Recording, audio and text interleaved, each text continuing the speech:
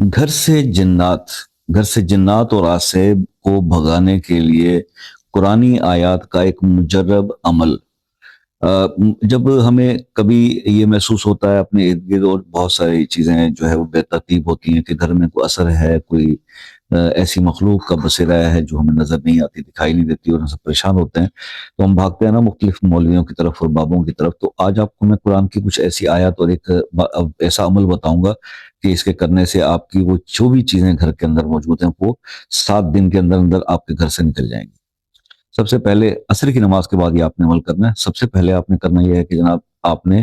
پوری اذان ایک بار دینی ہے، جو ہم اذان ہوتی ہے نماز کے لیے۔ اس کے بعد آپ نے سورہ بقرہ کی آخری آیات، اور اس کے بعد سورہ المومنون کی آخری آیات، یہ آپ نے پڑھنی ہے، اور پڑھ کر بلند آواز میں یہ پڑھنی ہے بیٹھ کے، کہ 7 دن یہ عمل کریں، انشاءاللہ آپ کے گھر سے ہر وہ چیز جو